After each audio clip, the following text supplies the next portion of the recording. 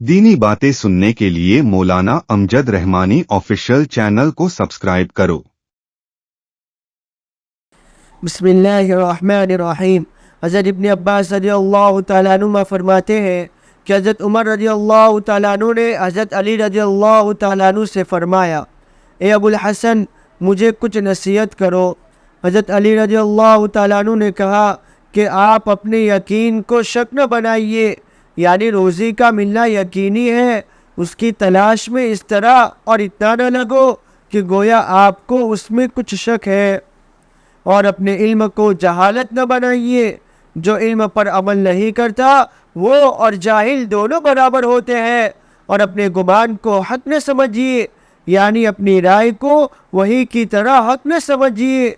और ये बात आप जान लें कि आपकी दुनिया तो सिर्फ उतनी ही है कि जो आपको मिली और आपने उसे आगे चला दिया या तकसीम करके बराबर कर दिया या पहन कर पुराना कर दिया। हज़रत उमर रज़ी अल्लाह तआला अन्हु ने कहा, ए अबुल हसन, आपने सच कहा। नसीहतुल मुस्लिमीन, सफ़ा नंबर 43।